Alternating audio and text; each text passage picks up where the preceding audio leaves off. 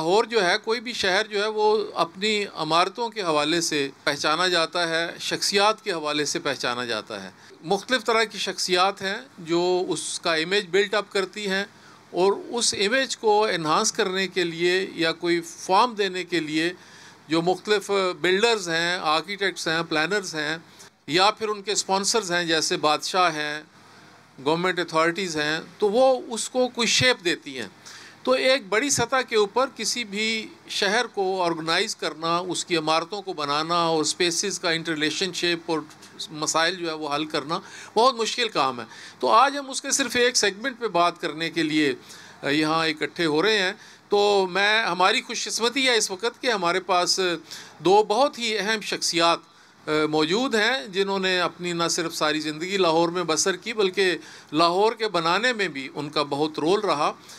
उसमें सबसे पहले मैं जिस शख्सियत को दावत देने जा रहा हूँ वो अभी ख़ुद भी ज़िक्र कर रहे थे कि वो लाहौर में ही पैदा हुए और यहीं पे उनका सारा अरसा गुज़रा और चूँकि गवर्नमेंट सर्विस थी तो उसमें भी उन्हें काफ़ी सारे काम यहाँ करने का मौका मिला। तो लाहौर उनके नाम से और वो लाहौर के नाम से पहचाने जाते हैं। मैं दावत दे रहा हूँ जनाब कामरान लाशारी साहब को कि वो तशरीफ़ लाएँ। आज हमने उनसे कुछ उनके तजुर्बात के हवाले से भी बातें पूछना है और कुछ ऐसी बातें भी पूछेंगे जो उनको हार्ट टचिंग हों, जो लाहौर के हवाले से जो उनके दिल की बातें हैं वो भी हम आज उनसे पूछेंगे ताकि हमें मालूम हो कि उन्होंने जो अपनी उम्र का एक हिस्सा इस शहर को दिया है तो उससे उनकी क्या फीलिंग्स है, क्या एहसासात हैं। हमारे दूसरे मेहमान जो हैं वो कुछ हलकों में तो पॉलिटिकल एक्टिविस्ट के हवाले से जाने जाते हैं लेकिन इल्मी और अदबी हलकों में उनका बहुत अहम नाम है। वो कल्चर के हवाले से उनका बहुत बड़ा नाम है, राइटर हैं, सफ़रनामा निगार भी हैं और दुनिया भर में चूँकि उन्होंने सियाहत भी की और उनको पता है कि मुख्तलिफ़ मुल्कों में, मुख्तलिफ़ शहरों में किस तरह का कल्चर डेवलप पाता है और उसका एक कंपैरिजन जो है वो लाहौर के साथ, चूँकि उनकी ज़िंदगी भी लाहौर में गुजरी है। तो मैं दावत देने वाला हूँ फ़रक सुहेल गोविंदी साहब को कि वो तशरीफ़ लाएँ, हमारे आज के इस प्रोग्राम में शामिल हों। फ़रक सुहेल गोविंदी साहब बहुत ही एनर्जेटिक पर्सनैलिटी हैं और मुख्तलिफ़ ज़मानों में इनका चूँकि लाहौर से, अदब से और अपनी एक नज़रियाती एहसास चूँकि ये रखते हैं तो एक ख़ास व्यू पॉइंट से ये सारी सूरत हाल को देखते हैं और बड़े बोल्ड तरीके से उसका इज़हार करते हैं। तो ये भी हमारे लिए बहुत एज़ाज़ की बात है कि वो आज आइए सर तशरीफ़ लाइए। ख़वातीन व हज़रात, शहर जो है वो आम तौर पर ये लाहौर ख़ास तौर पे इसकी जो 2000 साल की मालूम तारीख़ है, मालूम तारीख़ से मुराद के जो हमें रिकॉर्ड में मिलती है, वैसे तो ये बहुत पुराना है, इसकी तारीख़ जो है वो काफ़ी अरसे पे फैली हुई है। अब यहाँ पर बैठे हुए हैं, मैं थोड़ा सा 2-3 मिनट में थोड़ा सा एक तारुफ़ इस शहर का आपसे करवाऊँगा। तो ये जो इस वक्त आप किला लाहौर में है, इसमें अकबर ने इसको कैपिटल के तौर पे लाहौर को पहली बार इस्तेमाल किया, बाकी बादशाहों ने इसे कैपिटल के तौर पे इस्तेमाल नहीं किया। और ये जो पीछे अकबरी दरवाज़ा है जिसके साथ मरीम ज़मानी मस्जिद भी है, ये उसकी इंटरवेंशन थी यहाँ पे और लाहौर को एक्सटेंड करने में उसी का हाथ है। दीवार को भी पुख्ता किया और जो मस्जिद वज़ीर ख़ां का इलाका आपको नज़र आता है वो पहले लाहौर का हिस्सा नहीं था, तो ये क्रेडिट भी अकबर को जाता है। हम जहाँ बैठे हैं इसकी बिल्कुल पिछली साइड के ऊपर जहांगीर क्वाड्रेंगल है। तो जब जहांगीर बादशाह बना तो उसने अपना एक हिस्सा इस किले को बनाने में शामिल किया। इसी तरह से जब आप राइट साइड पे जाते हैं तो वहाँ शाहजहान का शीश महल है और उसके साथ ही परे औरंगज़ेब आलमगीर की जो तारीख़ी मस्जिद है वो मौजूद है और औरंगज़ेब आलमगीर का जो आलमगीरी गेट है वो भी है। मैं यहाँ से आपको इसलिए आगे लेके चलना चाह रहा हूँ कि बादशाहों के इस पीरियड में जिसमें इस शहर को बनाया गया और इसकी इमारतों को, बेशुमार इमारतें हैं जो शालामार बाग तक बीच का हिस्सा है वहाँ भी फैली हुई हैं और इधर मजंग तक जाएंगे तो वहाँ चौबुर्जी जाएंगे वहाँ पे भी फैली हुई है। तो ये पूरा एक हिस्टोरिकल सिटी है, बल्कि यूनेस्को ने तो इसे हिस्टोरिकल सिटी करार दिया है और मैं समझता हूँ इसे तो हिस्टोरिकल म्यूज़ियम करार दे देना चाहिए जितनी इमारतें यहाँ पे हैं। तो इसको मुग़लों के बाद कॉलोनियल पीरियड में कुछ इसके अंदर डेवलपमेंट्स हुई हैं। मैं इसलिए उसका थोड़ा जिक्र कर रहा हूँ कि जो लाहौर इस वक्त आपको नज़र आता है, जैसे बादशाही मस्जिद है, उसके कुछ मीनारों का हिस्सा गिर गया था, उसके कुछ डोम की हालत ख़राब हो गई थी, कुछ उनके सामने के कमरे गिरा दिए गए थे। ये जो क्वाड्रेंगल है, ये जो पीछे ऐवान आम है, ये बिल्डिंग भी गिर गई थी, इसे भी उन्होंने बनाया। तो अगरचे वो बाहर से आए, मुग़ल भी बाहर से आए, वो भी बाहर से आए, यहाँ उन्होंने हुक्मरानी की, लेकिन उन्होंने अपना हिस्सा डाला और इस शहर को इसकी अपनी शक्ल जो है वो दी है। उसके बाद जो रंजीत सिंह का पीरियड है, उसमें ये जो बारादरी आपको हजूरी बाग में नज़र आती है, ये उसके अहद की निशानी है। कुछ हवेलियां हैं जो उसके दौर में आई। फिर हम उसके बाद 47 में आ जाते हैं, तो 47 में बिल्कुल एक नया दौर शुरू होता है लाहौर की तारीख़ का, जिसमें इसकी जो हिस्टोरिकल एक पहचान बनती है, आपको नज़र आती है, ये कंटिन्यू एकदम ब्रेक हो जाती है। उसके बाद इत्तफाक ऐसा है कि कुछ फॉरेन आर्किटेक्ट्स हैं जिन्होंने माल रोड के ऊपर बहुत सारी इमारतें बनाई। अमेरिकन आर्किटेक्ट एडवर्ड डरस्टोन ने वापडा हाउस बनाया। इसी तरह से पर्ल कॉन्टिनेंटल जो है विलियम बी टेबलर ने, वो भी एक अमेरिकन आर्किटेक्ट था, उसने बनाया। अल्फला बिल्डिंग इटली का एक आर्किटेक्ट था, उसने बनाई है। जो अवारी होटल है, वो भी एक इटालियन आर्किटेक्ट जोसेफ था, उसने बनाई। तो ये दो चार हवाले इसलिए दे रहा हूँ कि इस शहर पे मुख्तलिफ़ ज़मानों में मुख्तलिफ़ तरह के इन्फ्लुएंसेस जो हैं वो असरअंदाज होते रहे और इसको शेप अप करते रहे हैं। फिर पाकिस्तानी आर्किटेक्ट्स आ जाते हैं, इसमें नैयर अली दादा हैं या कामिल खां मुमताज़ हैं। उन्होंने काफ़ी सारी मॉडर्न बिल्डिंग्स, अलहमरा जैसे या मुख्तलिफ़ बैंक्स हैं, उनकी मल्टी नेशनल बिल्डिंग्स हैं, वो बनाई, बिल्कुल मॉडर्न शेप दी है। इत्तफ़ाक ऐसा है कि जब बाबर यहाँ पे आया, उसने भी कहा कि ये शहर बहुत गंदा है, यहाँ कोई चीज़ें साफ़ सुथरी नहीं हैं, पीने का पानी नहीं है, फलदार दरख्त नहीं है, यहाँ फूलदार दरख्त नहीं है। तो यहाँ पे उसने एक चेंज लाने की कोशिश की। इसी तरह से जब अंग्रेज़ यहाँ पे आए तो उन्होंने कहा जी हाइजेनिकल कंडीशंस ठीक नहीं हैं, गलियों में नालियाँ हैं, वो कंडीशन सारी ख़राब है, उसको उन्होंने इम्प्रूव किया। और फिर हमारे कुछ हुक्मरान आए जिन्होंने कहा कि ये मुल्क जो है, इसमें ये बहुत सारे मसाइल हैं और इसका हल उन्होंने अपनी तरह से तलाश करने की कोशिश की और वही तकरीर की कि इसमें ये मसाइल हैं जिसको हम हल करना चाहते हैं। अब देखना यह है कि उन हुक्मरानों का एक तरफ से तो हम समझते हैं कि कामरान लाशारी साहब भी हिस्सा रहे उन गवर्नमेंट डिपार्टमेंट्स का, और दूसरी तरफ टेबल की दूसरी तरफ गोविंदी साहब जो हैं वो मौजूद रहे, उन्होंने भी ये सारी सूरत हाल देखी। तो अब हम चाहेंगे कि इन दोनों शख्सियात की मौजूदगी का फ़ायदा उठाते हैं और देखना ये चाहते हैं कि ये लाहौर को किस अंदाज से देखते हैं। लाशारी साहब का एक क्रेडिट ये भी है कि उन्होंने ग्वाल मंडी की फूड स्ट्रीट से शुरू किया और फिर वर्ल्ड सिटी अथॉरिटी तक का एक सफ़र है जो 25-30 साल का सफ़र है, उसके वो चश्मदीद गवाह हैं, उनका उसमें कंट्रीब्यूशन है। इस्लामाबाद में सैदपुर विलेज जो है वो भी उन्होंने डेवलप किया। बहुत एनर्जेटिक हैं, बहुत मसाइल से गुज़रे। अब हम देखते हैं कि लाशारी साहब किस हवाले से देखते हैं और जो मुश्किलात पेश आई और जो शहर में इस वक्त मौजूद है वो, और अब जो ये शहर के सर्कुलर गार्डन को और 12-13 जो दरवाजे हैं उसको रिकन्स्ट्रक्ट करना चाहते हैं, तो क्या हिस्ट्री को हम रिक्रिएट कर सकते हैं या करने के बाद क्या सूरत हाल बनेगी, इसके बारे में मैं जनाब कामरान लाशारी साहब को दावत देता हूँ कि वो इस मौजू पे बात करें। जी जनाब। देखिए जी, लाहौर जो है कल्चरल कैपिटल है पाकिस्तान का, बड़ा मुनफरिद शहर है। वैसे तो हमारे पूरे ख़ित्ते में बहुत कल्चर हिस्ट्री मैं समझता हूँ एक सिरे से लेकर दूसरे तक जगह जगह ऐसा ही है, लेकिन लाहौर को ख़ास तौर पे मुग़लिया दौर का जो एक गहवारा रहा, तो वो चीज़ जो है मैसर है। सो अंग्रेज़ों के वक्त में भी ये यहाँ का सेंटर रहा, तो और सिखों का तो खैर था ही था ये। तो ये तीन अदवार जो हैं उनसे इसकी एक ख़ास शक्ल बनती है। और फिर सिर्फ इमारतें ही नहीं, यहाँ का जो ख़ास तौर पे लाहौरी मजाज है, चाहे वो ख़ुराक की सूरत में हो, चाहे जुगत की सूरत में हो, बातचीत की हो, वो भी एक बड़ा अपना ही उसमें एक करारापन है। लेकिन चूँकि आपने ज़्यादा बात इमारतों के हवाले से की है, तो मैं जितना इस काम में बढ़ता गया हूँ, आगे चलता गया हूँ, और आजकल हैरान होता हूँ कि हमारे इर्द गिर्द भी कितनी जगह हमें पता ही नहीं है यानी जो आगही है वो इतनी कम है, उसकी इतना फुकदान है कि लाहौरिये बैठे हैं यहाँ पर, कितने लोगों को पता है कि जो दिल्ली का सबसे पहला मुसलमान सुल्तान था वो कहाँ दफन है। कुतुबुद्दीन ऐबक जो है वो इधर ही अनारकली की साइड पर मदफन है, लेकिन कोई जानता नहीं, कोई जानता है तो जाना गवारा नहीं करता। या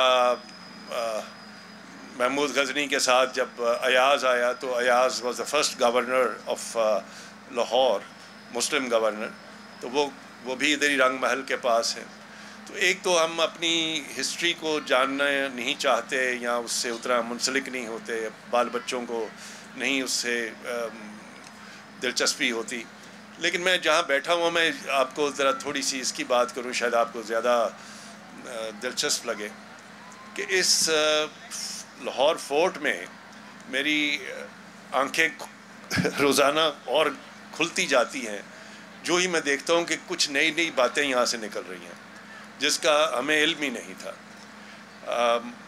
ये लाहौर फोर्ट जो है पाकिस्तान बनने के बाद आर्कियोलॉजी मिनिस्ट्री के पास रहा, फिर 1980s में या 1990s में इनफैक्ट ये आ गया with the archaeology department of government of Punjab, और अब पिछले 8 बरस से ये लाहौर वॉल्ड सिटी से मैनेज कर रहा है। लेकिन इसमें आर्कियोलॉजी वालों से हमें एक इंडिपेंडेंस जो मिली या कंप्लीट इंडिपेंडेंस कंट्रोल जो मिला है वो सिर्फ 4 माह पहले मिला है। तो कितनी चीज़ें सामने आई हैं जो बंद पड़ी हुई थी, जिनका जिक्र नहीं था। और फिर मैं वही बात कहूँगा, जो सबसे अच्छी मैनेजमेंट है पाकिस्तान में वो बंद मैनेजमेंट है। तो उसको प्रेजर्वेशन के नाम पे या सिक्योरिटी के नाम पे या लैक ऑफ फंड्स के नाम पर उनको बंद रखा गया। और मसलन मैं आपको मिसाल दूं कि यहाँ रॉयल किचन्स, शाही बावर्ची खाना, उसका किसी फसाने में ज़िक्र ही नहीं था। मुझे ख़ुद नहीं इल्म था कि लाहौर फोर्ट में कोई शाही बावर्ची खाना भी चीज़ है। 40 साल से वो झाड़ियों का एक अमाजगा थी, वहाँ सांप और बिच्छू थे। तो पहले वो उकूबत खाना बना रहा। अब आप ज़रा जाकर देखिए, आप में से कुछ लोग ज़रूर गए होंगे, हमने उसको रिस्टोर करके तो एक अब एक वहाँ पर हर शाम कोई ना कोई महफिल होती है, सूफ़ी म्यूज़िक होता है, दास्तान गोई होती है। Using a space, I am a great believer, restoration is not the end of the project, it is start of the project. आपने एक बिल्डिंग रिस्टोर कर ली, अगर रिस्टोर करके वापस चले गए और उसको रीयूज़ नहीं किया, उसको सर्कुलेशन में नहीं लाए, and connecting buildings with people is important. यही जगह जहाँ हम बैठे हैं आज भी ये महफिल इसी चीज़ की मज़हर है कि हमने इस जगह को लोगों के साथ कनेक्ट किया है, एक आर्ट और कल्चर के साथ कनेक्ट किया है, अदब के साथ कनेक्ट किया है। वरना यहाँ कोई ऐसा रवायत नहीं थी, सवाए कोई बादशाह और शहज़ादे आते थे तो कभी इस तरह रौनक लग जाती थी। लेकिन आवाम के लिए ये भी बताऊँ कि यह किला मगरिब के वक्त हमेशा बंद हो जाता रहा। अब इसकी जो रोशनी है और इसको जिस तरह सजाया गया है वो अब लोगों के लिए है। और every weekend for the last 5 years we are having history by night tour, जिसमें हम 1500 रुपया चार्ज करते हैं और लोग बड़ी खुशी से आते हैं। वो 2-2.5 घंटे का एक बड़ा ज़बरदस्त, जिसने नहीं किया हुआ यू आर मिसिंग समथिंग, वो ज़रूर कीजिए। फिर इधर ब्रिटिश बंकर्स एक है जो वो भी it was inaccessible, one could not even reach it, वो इतनी, उसको हमने साफ़ करके अब वहाँ पे एक अगेन रीयूजिंग द स्पेस, किस तरह के एक कॉन्फ्रेंस हॉल बना दिया है। और 1 माह पहले पंजाब हुकूमत ने अपनी कैबिनेट मीटिंग वहाँ पर की है। ये बिल्डिंग जो आपको यहाँ पर सामने नज़र आ रही है, इसका किसी को नाम नहीं आता होगा, क्योंकि हमने उसको कभी इस तरह, हमसे बराद जो हमारे ही तरह के डिपार्टमेंट इसको कंट्रोल करते रहे। ये जगह का नाम है खड़क सिंह हवेली, और खड़क सिंह जो है वो रंजीत सिंह का बड़ा बेटा था, तो उसके नाम से ये हवेली है। और ये it is cut off from the people. Nobody in the visitors ever come to see it because it is not projected that way. उसके नीचे एक लाइब्रेरी थी जिसके बाहर लिखा हुआ था अंदर आना ममनू है, और ऊपर वाली जगह पर दफातर बनाए हुए थे और वहाँ पर ग्लेस टाइलें लगी हुई थी। हमने खैर अब इसको एज ए रेस्टोरेशन प्रोजेक्ट लिया है और इसको अब एक सिख रॉयल रेजिडेंसी की सूरत में उसका जो ऊपरी वाली सतह है उसको रिस्टोर कर रहे हैं। उसमें कई फ्रेस्कोज निकली हैं, टब्स निकले हैं, अजीब अजीब आंखें खुल जाती हैं। और नीचे वाले हिस्से को एक लाइब्रेरी और जहाँ आगे स्टोर था उसको भी उसका हिस्सा बना के एक रिसर्च सेंटर के तौर पे। और इस बात लंबी हो रही है, लेकिन कितने लोग जानते हैं कि यहाँ पर समर पैलेस है, बेसमेंट्स हैं जो पिछली सदियों से बंद पड़े हैं, वो वहाँ से शुरू होके यहाँ तक जाते हैं। अब इंशाल्लाह ये एजाज़ हमें मिला है कि हम आगा खान ट्रस्ट के ज़रिए वो 200 साल 300 साल बाद आपके सामने खोल कर लाएंगे। सो मेरा थोड़ा सा कहना ये है कि सब कुछ के मौजूद होते हुए भी जो तो गुम हो गया, कई बागात चले गए, कई हवेलियाँ खो गई, जो है हम उसको भी संभाल लें तो बड़ी बात है। बहुत शुक्रिया कामरान लाशारी साहब, आपके क्रेडिट में बहुत सारे काम हैं, आपने बहुत कम जिक्र किया है। ये साथ ही एक दुनिया की तवील तरीन वॉल पेंटिंग है जिसको आपने रेनोवेट करवाया और उसका इफ्तिताह करवाया और लोगों के सामने खोला, ये भी आपके क्रेडिट में है। लाहौर में जो तारीखी इमारतें हैं उसकी जो इल्यूमिनेशन है ये बड़ा एक क्रिटिकल सा काम होता है। बिल्डिंग का भी ख्याल रखना होता है और उसको इस तरह से एनलाइटन करना होता है कि वो देखने में उसका इम्पैक्ट रात के वक्त भी अच्छा बने, और इसका आगाज़ भी कामरान लाशारी साहब ने किया। तो मैं समझता हूँ बहुत सारी चीज़ें हैं, अभी टाइम हमारे पास बहुत कम है।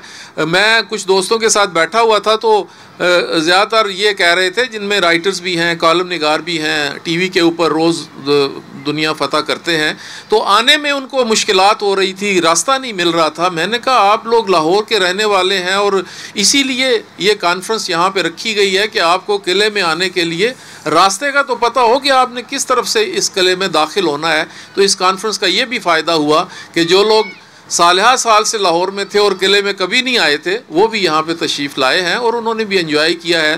दूसरा फ़ायदा ये हुआ कि आम आवाम के साथ कनेक्ट हो रहे हैं, लोग जो गुज़र रहे हैं, आ रहे हैं, जा रहे हैं, वो सुन रहे हैं ये सारी बातें, ये भी एक बहुत अहम बात है। तो ख़वातीन हज़रात, बिल्डिंग जो है वो, शहर जो है वो सिर्फ इमारतें या ईंट मलबा नहीं होता, असल उसकी एक्टिविटी होती है, उसका कल्चर होता है, उसकी जो पॉलिटिकल जो मूवमेंट्स होती हैं वो होती हैं। तो इन सारी चीज़ों के चश्मदीद गवाह जो हैं वो फ़ारूक सुहेल गोविंदी साहब हैं और लकीली तशरीफ़ रखते हैं। तो मैं उनसे गुजारिश करूँगा कि शहर के इस एस्पेक्ट को ख़ास तौर पे फोकस करें और उसके अलावा जो वो कहना चाहें इसके ऊपर बात करें। जी फ़ारूक साहब। शुक्रिया गाफिर साहब। मेरा जितनी दिलचस्पी सियासत में है और उससे भी ज़्यादा दिलचस्पी तहज़ीबों में है, आसार में है और इंसानी तारीख़ के सफ़र में है। आपने बड़ी अहम बात छेड़ी है। लाहौर में जो यहाँ अदब और सियासी तहरीकें बर्पा हुई, लाहौर दुनिया में 1400 साल की इस्लामी तारीख़ में वाहिद शहर है, इस्लामी तारीख़ की 1400 साल में वाहिद शहर है जहाँ पर इस्लामी हुक्मरान इकट्ठे हुए। 1974 में 53 हुक्मरान इस शहर में इकट्ठे हुए। ये क्रेडिट ना मक्का को है, ना मदीना को है, ना काहिरा को है, ना तेहरान को है। और उस पर भी एक इस्लामिक समिट बनी जो कि अब मतरूक हो चुकी है। महल लाशारी साहब के पास वो एरिया आ गया है, एक मीटिंग में बता रहे थे। मैंने वो मंज़र देखा जब 53 हुक्मरान इस शहर में आए। इस शहर में खाली all India Muslim league Congress ने अपनी रेजोल्यूशन पास नहीं की। मंटो पार्क, फिर इकबाल पार्क बना, फिर मीनार पाक कसान वहाँ बना। यहाँ पे ऑल इंडिया नेशनल कांग्रेस ने अपनी मुकम्मल आज़ादी का जो कांग्रेस की थी 1921 में शायद, वो रावी किनारे की थी। और लाहौर की जो तारीख़ है, जैसे गाफर साहब तो माशाल्लाह स्कॉलर हैं, उनका तो सब्जेक्ट ये है। लाहौर की जो तारीख़ आर्कियोलॉजिकल हवाले से अभी तक साबित नहीं हुई ये कितना कदीम है। लेकिन जो मैं तारीख़, चूँकि किताबों के अलावा ट्रैवल करता हूँ। मैंने सैकड़ों नहीं शायद अब हज़ारों बस्तियाँ देख ली हैं दुनिया के 100 ममालिक में। और दुनिया का जो कदीम तरीन बस्ती है गोबेकली तेपे है, 12,000 साल पुरानी। अब उससे भी ज़्यादा एक कदीम बस्ती मिली है 14,000 साल पुरानी, जिसने दुनिया में एंथ्रोपोलॉजी और आर्कियोलॉजी का कॉन्सेप्ट बदल दिया है इंसानी तहजीब का। तो जो चीज़ है जो आपने गाफिर साहब अपनी इब्तिदा में कही कि ये जो बस्तियां उजड़ती हैं फिर बनती हैं, तो उस बस्तियों के मैंने ये पूरी दुनिया में देखा है। कोई भी शहर हो, मैं कह रहा हूँ दर्जनों नहीं, मैंने अब सैकड़ों देख ली हैं, उधर ही बस्ती हैं। तो लाहौर के जो टिब्बे हैं, ये लाहौर के जो टीले हैं, कहते हैं टीला है, तो ये इस बात का सबूत है कि ये हड़प्पन सिटी है। इसका कोई साइंटिफिक सबूत अभी तक नहीं है, आर्कियोलॉजिकल सबूत नहीं है। ख़ुद किला मेरा ख्याल इस शहर की सबसे कदीम इमारत है और इसकी जो बुलंदी बताती है कि ये हड़प्पन सिटी है। हमारे एक दोस्त गौरी साहब होते थे, इनका इंतकाल हो चुका है, उनका तो ये कहना था कि जो सिर्फ थल के इलाके में उन्होंने दरियाफ्त की थी 232 हड़प्पन सिटीज़। और मेरी जो मालूमात मैंने लाहौर की दरियाफ्त की जो अपने मुताले में, ये इसकी भी अभी साइंटिफिक प्रूफ नहीं है। लशारी साहब को मैं एक ही रिक्वेस्ट कर रहा हूँ कि इस किले की खुदाई करें जो 50s में हुई थी, कि यहाँ पर आसार हड़प्पन सिटी के मिले हैं। और ख़ुद मैंने एक दो वाक़यात ऐसे हुए थे, मोची दरवाजे के ऊपर जब खुदाई हुई तो नीचे से कुग्गू कोड़े निकल आए, और कुग्गू कोड़े का मतलब है कि हड़प्पन पीरियड, वो जो मट्टी के बर्तन हैं। तो ये एक हड़प्पन बस्ती है। और लाहौर की एक ख़ास चीज़ मैंने अदब के हवाले से, गाफिर साहब, मैं चूँकि जहान को एक मानता हूँ, मेरे एक क्रोशियन दोस्त ने मुझे चौंका दिया कि मैंने कहा मुझे जिप्सीज़ पे बड़ा शौक़ है, दुनिया के जिप्सीज़ पर। अगली मेरी किताब उसी पे है, जो दुनिया में जिप्सीज़ फैले हैं, कि जो भी आया हिंदू कश से पार, वो सिकंदर आज़म आया, कोई आया तलवार लेके आया, यहाँ से कुछ ही लोग गए हैं जो बांसुरी और तबला लेके गए हैं, वो जिप्सीज़ हैं और अमन के सफ़ीर हैं। यहाँ से बर्रे सगीर से कोई बंदा तलवार लेके पार नहीं गया। तो जो दिलचस्प बात हुई वे मैंने एक दिन मीटिंग में बताई थी, अपनी किताब का एक मेरा पूरा अनुमान है। ये जो इफ्तिखार आरिफ साहब की इजाज़त से, लोरका जो शायर है, लोरका ये लाहौर का है। और ईस्ट यूरोप के खुसूसन बल्कान के शहरों में जब अच्छी हवा चले तो उसको कहते हैं लाहौर का या लोरका। और ये रवायत यहाँ से 1200-1400 साल बैजेंटीनियन पीरियड में जो जिप्सीज़ गए हैं पंजाब से, और उनका ताल्लुक लाहौर से यकीनन होगा। तो अच्छी हवा जो मशरकी यूरोप में खुसूसन बल्कान कंट्रीज़ में आती है, वो उसको लाहौर का या लोरका कहते हैं। और बड़े रिनाउंड पोइट भी हुए हैं।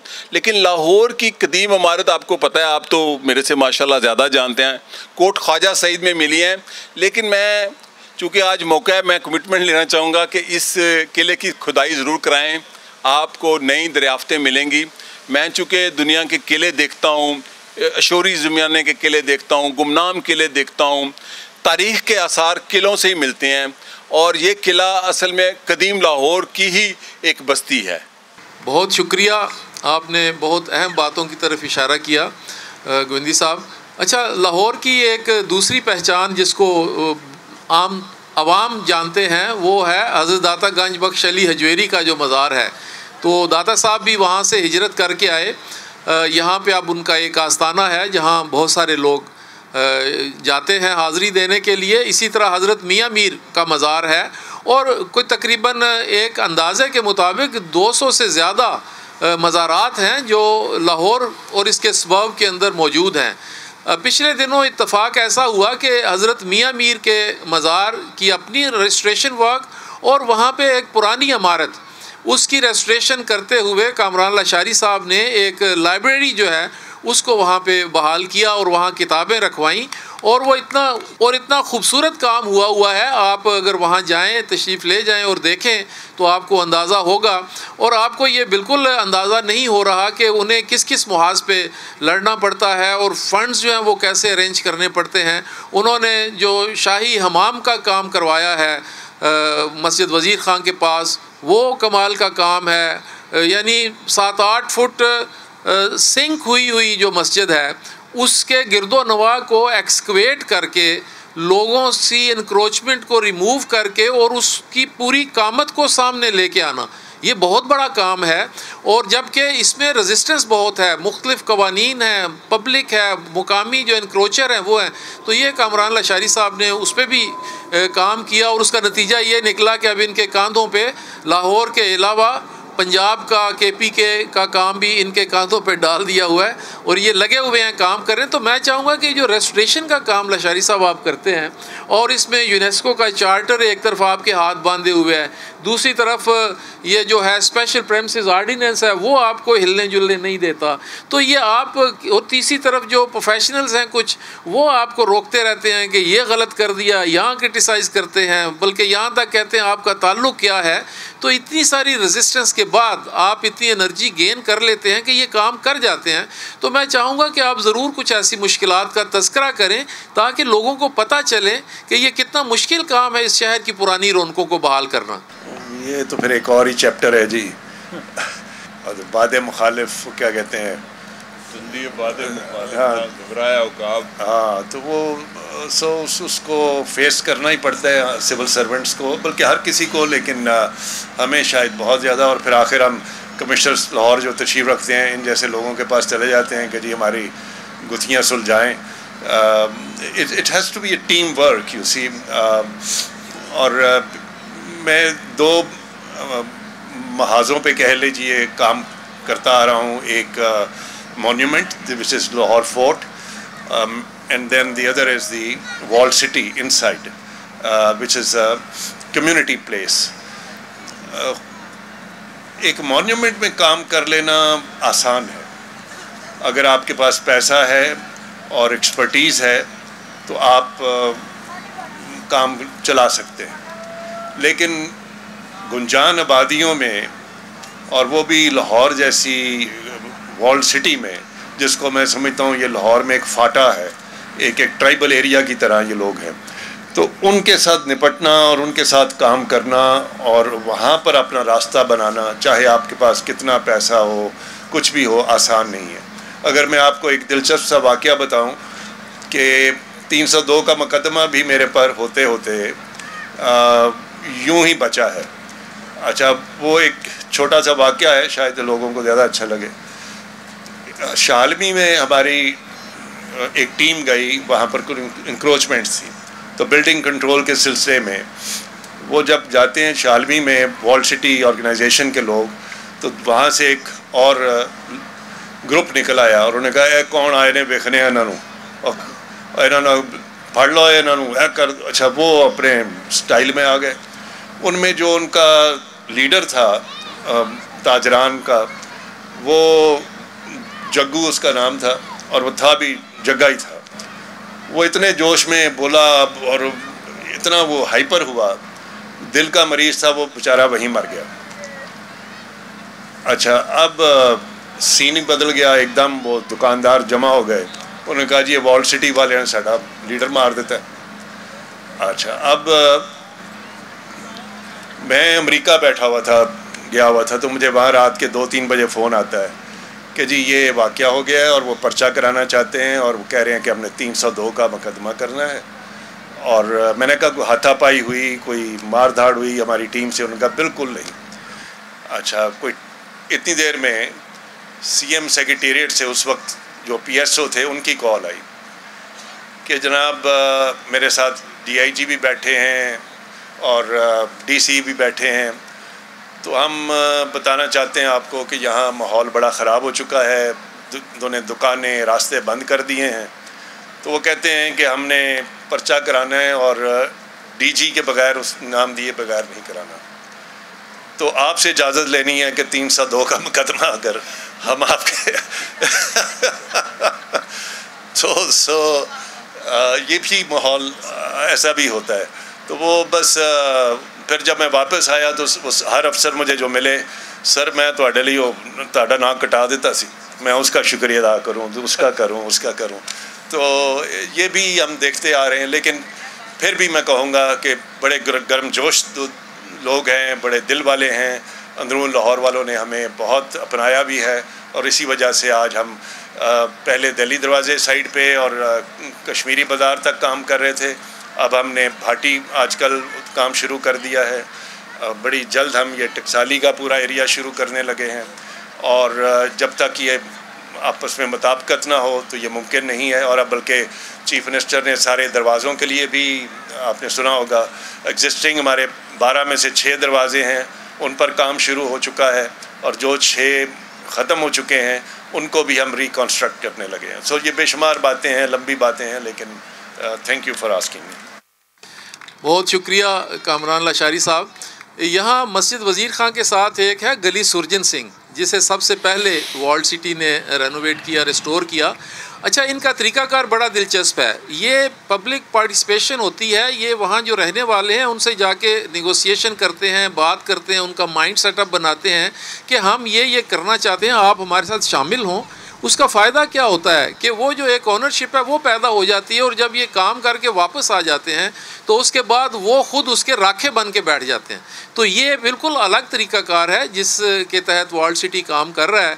18वीं तरमीम के तहत जब मुख्तलिफ़ तरह के इख्तियारात सूबों को दिए गए तो उसमें जो तारीख़ी इमारात हैं, जो प्रोटेक्टेड मोनूमेंट्स हैं, वो भी सूबों को मुंतकिल किए गए, और उसके साथ ही कुछ फंडिंग जो है उसमें भी इजाफ़ा हो गया। और कुछ अर्सा पहले जो टूरिज़म पॉलिसी भी हमारे सामने आई है, जो अभी 4-5-6 सालों से बन के, तो जिसकी वजह से टूरिस्ट एक्टिविटी भी बढ़ गई। तो ये सारी चीज़ें मैं चाहूँगा कि हम फ़रग सोहेल गोविंदी साहब से ये जानें कि ये जो 18वीं तरमीम से कुछ इख्तियारात के साथ साथ जो इमारतों को भी इन्होंने सूबों को हैंड ओवर किया, तो वो कैसे देखते हैं कि इसका पॉजिटिव असर रहा। और दूसरा वो इस पर भी ज़रूर रोशनी डालें कि जो नई इमारतें इस हिस्टोरिकल सिटी में नई बिल्डिंग्स बन रही हैं, तो उसको वो कैसे देखते हैं, उनका क्या ख्याल है कि वो जो एक्सटेंशंस हैं वो अच्छी हैं, अपीलिंग है, या वो आज के अहद की ज़रूरत है, वो इसके बारे में क्या कहते हैं। जी फ़ारूक साहब। जी देखें, जितना काम डिसेंट्रलाइज होगा उतना ज़्यादा उसकी अहमियत होगी। अब अगर 18वीं तरमीम के बाद सूबों के पास इख्तियार आए हैं तो इमारतों का तहफ़्फ़ुज़, उसकी रेस्टोरेशन जो सूबे के पास या ज़िले के पास हुकूमत जाएगी, पावर जाएगी, तो वो मज़बूत होगा। लेकिन मैं यहाँ पर बता दूँ कि लाहौर की तारीख़ी इमारत कुछ ऐसी हैं जिनको हम हाईलाइट नहीं करते, जो हम असर तारीख़ है। मसलन कद्दाफ़ी स्टेडियम, ये लाहौर का बहुत बड़ा प्राइड है। इसका दुनिया में 1.25 अरब लोग इसको सुनते हैं जब कोई क्रिकेट मैच होता है। इसका एक वाक़या मैं आपको सुना दूं, चूँकि आपने पूछा था। मेरा इनसे कोई तारुफ़ नहीं था, ये डिप्टी कमिश्नर थे लाहौर में। तो लाहौर में वर्ल्ड कप होना था, तो मुझे एक अमरीकी कॉमरेड दोस्त का फ़ोन आया कि कद्दाफ़ी स्टेडियम का अमरीकी नाम बदलवाना चाहते हैं, तो बहुत दबाव है वज़ीर आज़म बेनज़ीर भुट्टो पे, तो इसके लिए कुछ करो। तो मैंने कहा अच्छा क्यों बदलवाना चाहते हैं। उसने कहा you know because there will be a live transmission from Gaddafi stadium, so Gaddafi is a declared terrorist for Americans, so they don't want to be that Gaddafi names will be telecast on television and all over the world. तो खैर मैंने एक जुलूस रखा, doctor Anwar Sajjad थे, शुजात हाशमी थे, हमने शायर अदीब, तो हमने एक अमरीकी कौंसल को ख़त लिखा कि हम बहुत बड़ा जुलूस निकालने जा रहे हैं, तो हम आपको मेमोरेंडम पेश करेंगे, कितना लोग हैं। हमने इश्तिहार भी दिए अखबारों में। तो अब मैंने कहा भी पता नहीं 2 लाख होंगे, 10 लाख होंगे, हमें क्या पता, ये तो जुलूस होगा। तो वहाँ देखा तो बहुत ज़्यादा पुलिस थी, एक मजिस्ट्रेट थे कि तारिक साहब भी निके, तो उनका फ़ोन आया आपको तो हम गिरफ़्तार भी नहीं कर सकते। खैर हमने वो जुलूस निकाला और हमने कहा और मेमोरेंडम दिया कि कद्दाफ़ी स्टेडियम हमारा है, ये सॉवरेन स्टेट के ख़िलाफ़ है कि आप उसका नाम बदलवाएं। मैं ख्याल वज़ीर आज़म ख़ुद भी चाहती थी, खैर हमने नाम रुकवाया। फिर ये जो BRB नहर है, मियाँ अब्दुल खालिक का अगर ज़िक्र ना करें, जैसे हम गंगाराम का ज़िक्र ना करें लाहौर में, तो लाहौर नामुकम्मल। इसी तरह मियाँ अब्दुल खालिक जो लाहौर के बहुत बड़े कॉन्ट्रैक्टर थे, मीनार पाकिस्तान भी उन्होंने बनवाया, मियाँ नासिर साहब के वालिद थे वो, और वो कद्दाफ़ी स्टेडियम के भी वही कॉन्ट्रैक्टर थे और BRB के भी। तो जब लाहौर की हम असर तारीख़ का हम जिक्र नहीं करेंगे। और इसी तरह हमने एक चीज़ और निगलेक्टेड है लाहौर के रीजन में, लाहौर के इर्द गिर्द, जैसे आजकल इचरा को हम बड़ा आइडियलाइज़ करते हैं कि जी वो 2000 साल पुराना है। लाहौर छावनी में भी बहुत आसार हैं। लाहौर छावनी में ख़ुसूसन कॉलोनियल पीरियड के, और कुछ ऐसी और चीज़ें हैं जिनका लाहौर में भी, लाहौर के बारे में जब हम जिक्र करते हैं आर्कियोलॉजिकल हवाले से, हम असर तारीख़ के हवाले से तो गुमशुदा हैं। मसलन लाहौर में आपने जो पहला सवाल किया था उसका मैं अब एक जवाब दूँ। लाहौर ही ऐसा शहर है जो यहाँ में बड़े बड़े लोगों को बड़ा लोग बना देता है। फैज़ साहब हों, इकबाल हों, जब वो लाहौर आते हैं तो इवन जुल्फ़िकार अली भुट्टो हों, वो यहीं आके जुल्फ़िकार अली भुट्टो हैं।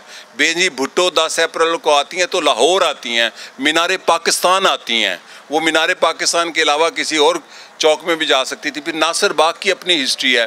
तो कोई शहर, कोई दुनिया की बस्ती शायरों, अदीबों और सियासी तहरीकों के बग़ैर नामुकम्मल है।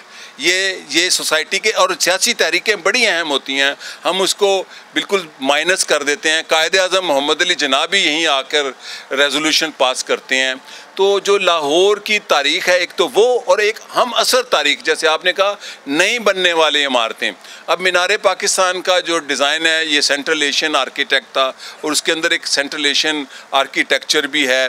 फिर लाहौर में मैंने तो फ्रेंच आर्किटेक्चर ढूंढा पुरानी नारकली में, और लाहौर में जो फ्रेंच, मेरी एक दोस्त थी मूवी मेकर, तो उसने अक्सर जब वापस जाती थी तो लाहौर से बेकरी लेके जाती थी। जो क्रॉसा हैं, इसको फ्रेंच में तो क्रॉसांस को ज़रा और प्रोनाउंसिएशन मेरी बीवी बोल लेती है।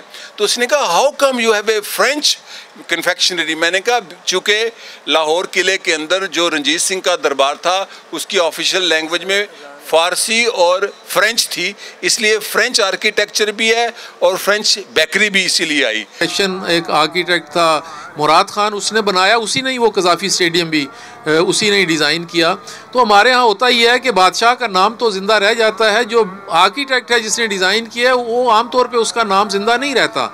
यानी शालामार बाग, बादशाह ने तो सिर्फ इतना कहा कि श्रीनगर के बाग की तरह से टेरेस से गार्डन चाहिए। ये 1.5 लाइन लिखी हुई है शाहजहां नामा में, लेकिन उससे देखें कैसा एक बाग वजूद में आया, जो कि ज़ाहिर है आर्किटेक्ट्स जो है उनका काम है, मेमार जो है उनका काम है, वो लेके आए। और आखिरी बात यह है कि पाकिस्तान बनने के बाद ये कोशिश की गई कि पाकिस्तानी आर्किटेक्चर या इस्लामी आर्किटेक्चर जो है उसको इस्टेब्लिश किया जाए।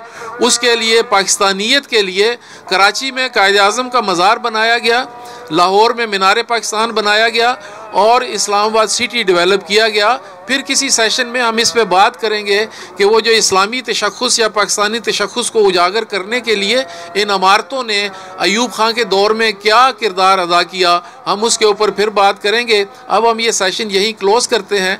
आप दोस्तों का बहुत शुक्रिया और मेहमानों का भी बहुत शुक्रिया, कामरान लाशारी साहब का और फ़रक सोहेल गोविंदी साहब का, कि वो तशरीफ़ लाए और उन्होंने अपने ख़यालात का इज़हार किया। Thank you very much.